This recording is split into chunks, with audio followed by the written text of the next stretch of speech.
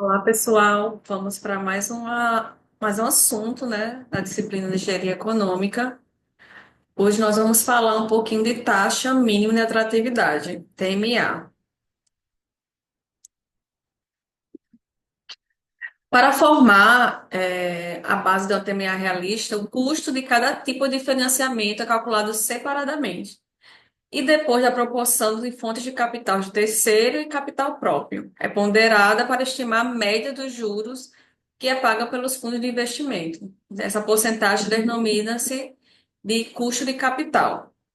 A TMA, então, fixada em relação a ela. Então, a base de tudo é esse custo de capital. E também e para estimar esse custo de capital, você tem que ter essa relação entre custo de capital próprio e terceiros. Custo de capital de terceiros, por definição, representa os empréstimos tomados fora da empresa, né? Ó, isso aí eu acho que pode ser um conceito talvez claro, né? Seja externo àquela organização. E que o principal é reembolsado a uma taxa de juros estabelecida depois de um prazo especificado. O financiamento com capital por empréstimo inclui fundos adquiridos por meio de emissão de títulos, empréstimos de hipotecas. O credor não compartilha dos lucros obtidos pela utilização dos fundos de terceiro, né? Então, eu tomei emprestado, aí desse dinheiro que eu tomei emprestado, eu investi e lucrei tanto. O credor não compartilha disso, mas há um risco se caso o mutuário se torne inadimplente em relação a uma parte ou à totalidade dos fundos por empréstimo. Então, se aí se tornar inadimplente, aí pode ter alguma sanção, né? Ou até dependendo do seguro que foi dado pelo aquele empréstimo, né? Alguma perda até de ativo. O valor em aberto do financiamento realizado com capital de terceiros é indicado passivo no balanceio da corporação. Custo de capital, falei passivo, né? No passivo, né? Custo de capital próprio, né? Então, o capital próprio é daquela organização, daquela organização, né? Da empresa. É o ativo disponível de uma empresa que envolve reservas monetárias dos próprios proprietários, lucros retidos. As reservas monetárias dos proprietários são adicionalmente classificadas como rendimentos, ações extraordinárias ou capital do proprietário para uma empresa privada que não emite ações. Lucros são retidos, são fundos, né, retidos anteriormente na corporação, na corporação para investimentos. O montante de capital próprio é indicado no valor líquido no balancete da corporação, né? Então, aqui a questão do o capital próprio é aquele ativo pertencente àquela empresa. Aí, né, além disso, a saúde financeira da corporação, aí tem a taxa de retorno, né, TR, esperada no capital investido, e muitos outros fatores são considerados. Quando a TMA é estabelecida, né, se nenhuma TMA for estabelecida, de fato, será fixado pelas estimativas de fluxo de caixa líquido do projeto e a disponibilidade de fundos. Ou seja, na realidade, a TMA é o custo de oportunidade que o projeto I, né, da taxa I, do primeiro projeto rejeitado devido à disponibilidade de fundos. Então, você tem aquele projeto que, se você investir, tem uma taxa de retorno tal. Aí você não pode investir por algum motivo, mas você sabe, se tivesse, você teria esse retorno esperado. Então, você pode ali inserir seu custo de oportunidades, de oportunidade. Então, aí já é uma boa referência para sua TMA, né? Se não tem nenhuma, ali seria a primeira base, né? E se você não consegue investir naquele fundo, então então eu posso, se eu tiver meu investimento, teria que ter no mínimo esse valor de taxa de retorno. Aqui o custo de oportunidade, outra referência, né? Só para ficar mais claro esse conceito. Custo de capital ou custo de oportunidade, também é conhecido, né, pelos dois termos, refere-se ao retorno mínimo que deve ser conseguido de um projeto para manter seu valor no mercado. Então, é aquele retorno mínimo que você espera, né? Então, se você tem um custo de oportunidade de um valor, não faz sentido você investir em outro negócio, né, em outro projeto que vai gerar menos do que esse custo de oportunidade. Aqui tem um exemplo. Suponha que o projeto de um sistema computadorizado seja plenamente financiado pela emissão de títulos de 5 milhões. Nesse caso, como está dito aí, né? Seja plenamente financiado. Então, é 100% vindo de capital de terceiro. Então, até se a gente fizesse a proporção, a gente teria 0% de capital próprio e 100% de capital terceiro. Então, seria tudo isso, seria a própria taxa do capital terceiro que você entraria como o custo de capital.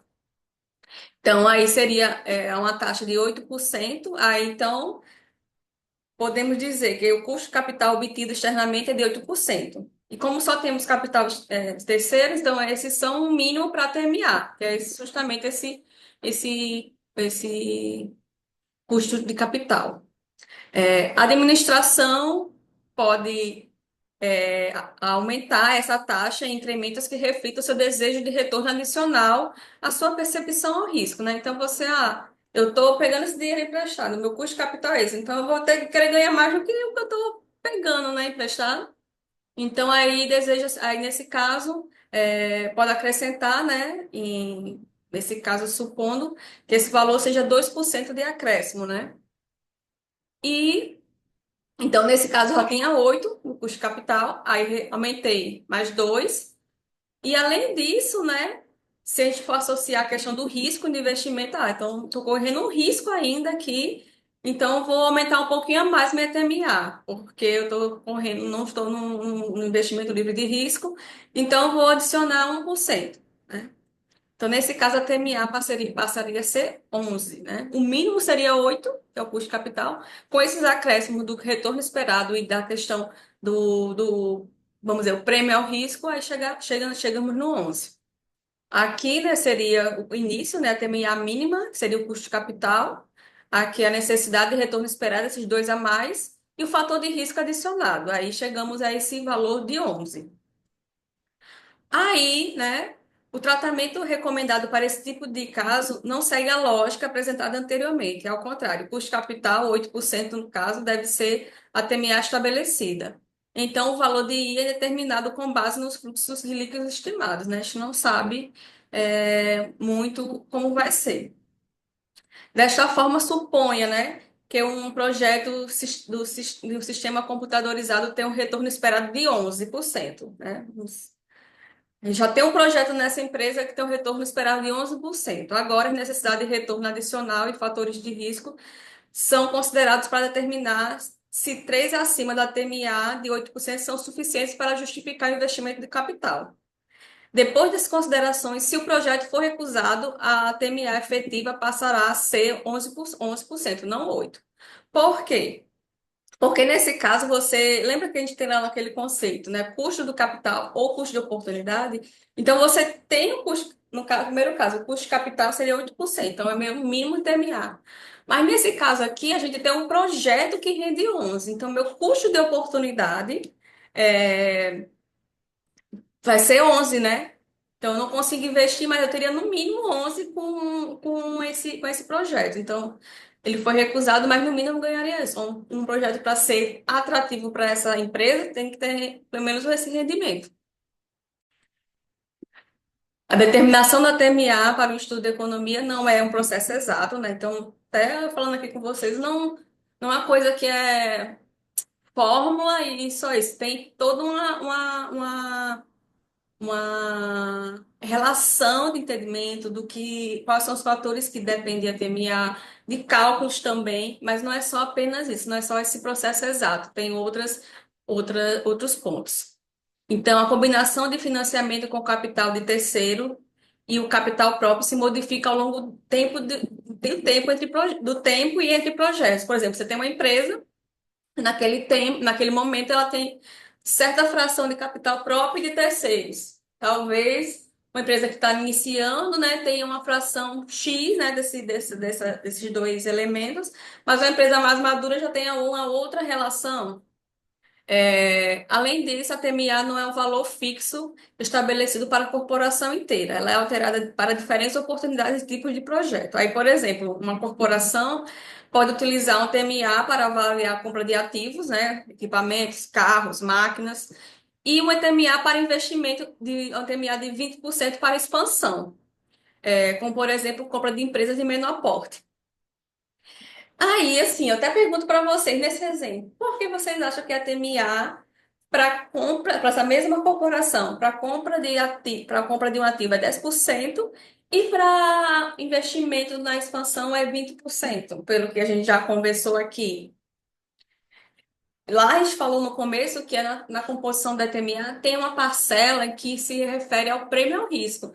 Então, quando a gente avalia, por exemplo, na compra de um ativo, é, não tem muito risco envolvido naquela compra, mas na expansão, né, tem um risco muito maior. Então, o prêmio que você espera, aquele risco, é maior também. Então, isso também influencia na TMA.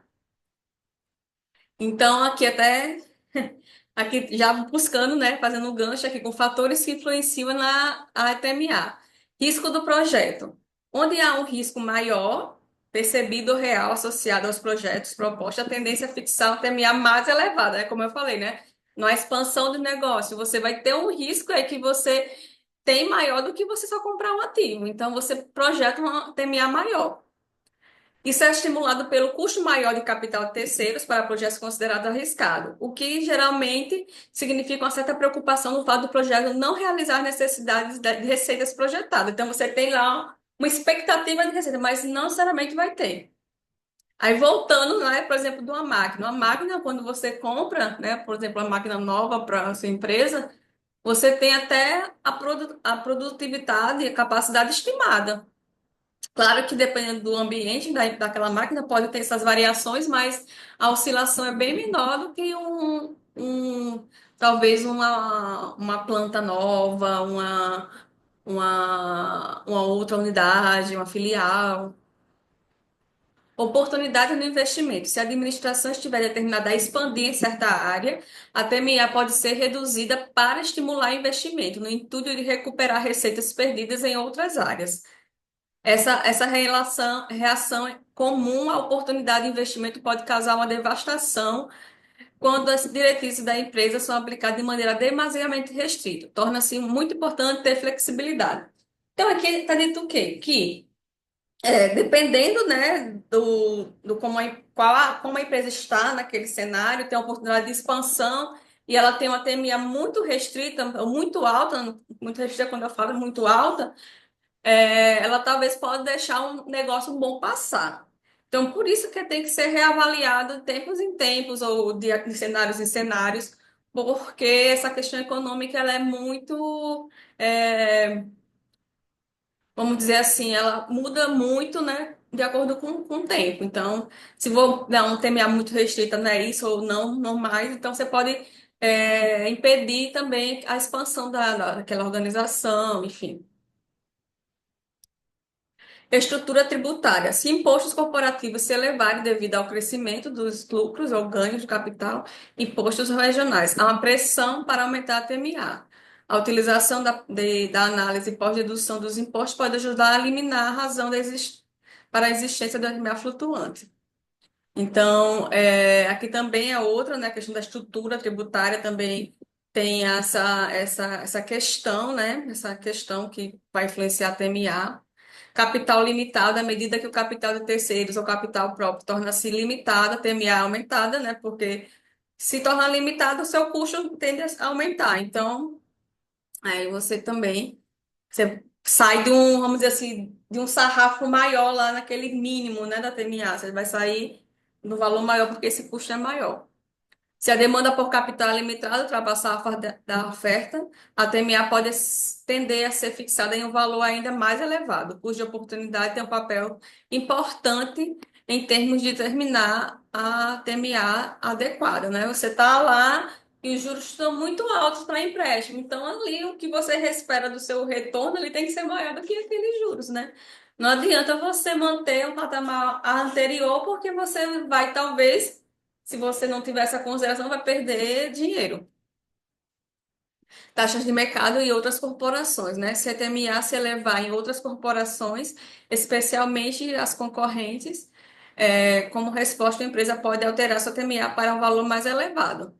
Essas variações frequentemente se baseiam em alterações da taxa de juros para a concessão de empréstimos, as quais têm impacto direto no custo do capital, né? Então, aí, é,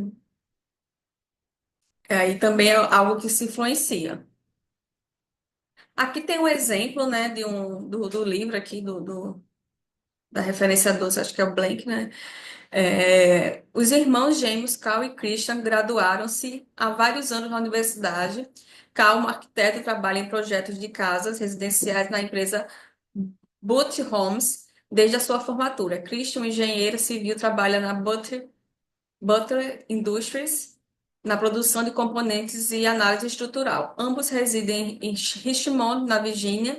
Eles iniciaram a rede de e-commerce criativo, no meio do qual construtoras sediadas na Virgínia podem comprar plantas de casa sob especificação e materiais de construção muito mais barato. Carl e Christian querem expandir a empresa e tornar-se uma corporação de business regional. Foram ao Bank of America, BA, de Richmond, a fim de obter um empréstimo para desenvolver seus negócios. Identifique alguns fatores que podem fazer a taxa de empréstimo variar quando o BA apresentar a cotação. Indique também impacto sobre a TMA quando o Cal e Christian tomarem decisões econômicas relativas aos seus negócios. Né? Então, aqui, né, de acordo com o que a gente comentou, né, sobre os fatores, né? Nesse caso, o risco de projeto. A taxa de empréstimo pode aumentar se tiver havido uma queda acentuada no índice de construção de novas casas, reduzindo assim a necessidade de conexão de e-commerce. Então, aí é o risco do projeto, né? Então, essa demanda vai tender a diminuir. A oportunidade de investimento, a taxa poderia se elevar se outras empresas oferecem serviços similares, já tiverem solicitados empréstimos em filiais do BA, regionalmente ou nacionalmente. Então, esse vai ter uma alta procura, né, por esse empréstimo de empresas do mesmo perfil. Impostos. Se o Estado tiver retirado os materiais de construção e de casas essenciais da lista de itens sujeitos a impostos sobre vendas, a taxa poderia ser ligeiramente diminuída, né? Se você, por exemplo, tem um incentivo financeiro, né, fiscal do governo de tirar, né? Aí, nesse caso, seria uma vantagem para esse, né, tipo de negócio. E o oposto, né, também seria o inverso, assim, seria a lógica inversa. Limitação de capital. Suponha que os direitos sobre equipamentos e softwares de Carl e Christian tenham sido comprados com seus próprios recursos financeiros e que não haja nenhum empréstimo pendente. Se o capital próprio adicional não estiver disponível para essa expansão, a taxa de empréstimo deveria ser diminuída. Aqui, né, Aqui, nesse caso, taxas de empréstimo de mercado, né? O BA local provavelmente obtém o seu capital para empréstimos de desenvolvimento de um grande pool, né, que seria o agrupamento, né, nacional, e as taxas de mercado para essa filial do BA, se tiver elevado, a taxa de empréstimo provavelmente aumentará, porque o dinheiro se tornará mais caro, né? Também tem essa lógica. Então, aqui são fatores que influenciam nesse exemplo, né? Se a gente pode levar isso para outros casos, claro que cada tipo de negócio tem as suas relações, né? Mas, do geral, seria isso. Aí a gente tem mais um conceito, que é a combinação, né, do custo do capital próprio e terceiros, que colocados à disposição especificamente para projetos ou tomados como pool de capital, que seria esse grupo, né, de investimentos. Custo capital custo médio ponderado de capital CMPC, do pool é estimado pelas frações relativas da fonte de capital de terceiros e capital próprio. Se forem conhecidas exatamente as frações, melhor ainda, né? Aí você consegue estimar. Então, é uma empresa que tem Sociedade Anônima, né? SA, tem lá os seus históricos, a gente pode analisar e fazer essa análise. Caso contrário, as frações históricas são utilizadas como relação, né? A gente pode também fazer uma análise histórica. Aqui, né, seria essa fórmula, né, fração do patrimônio líquido, né, vezes o custo do capital próprio, fração do capital de terceiros, custo do capital de terceiros. Então, aqui são expressas em percentuais, né? E a gente tem essa relação. Aqui nós temos esse gráfico, aqui seria esse custo médio, médio ponderado de capital. Aqui está uma faixa, né, no meio termo entre capital terceiros e capital próprio. Lembrando, se for sempre 100% capital próprio, eu vou ter um extremo aqui, o CP, o custo capital médio ponderado vai ser o próprio custo próprio, né? Capital próprio. E se naquele outro extremo só for capital terceiro, como naquele primeiro exemplo, né? Que era 100%, então eu vou ter o próprio capital terceiros como custo médio ponderado de capital. E a gente pode estabelecer aqui na FA, que é o valor mínimo, né? Para esse cenário. E aqui, só para a gente fechar, é aqui a relação, né? Em uma comparação, a taxa mínima de atratividade é usada como critério para aceitar ou recusar a alternativa, né? Sempre será maior, né? Do que o custo médio ponderado de capital que a corporação deve suportar para obter fundos necessários, né? De capitais necessários. Então, é como a gente está falando lá, né? Lá o custo, né, de capital, né, sempre vai ser aquele basilador inferior, né? Para a gente poder estimar a nossa TMA. Aqui algumas referências e era isso. Obrigada, pessoal.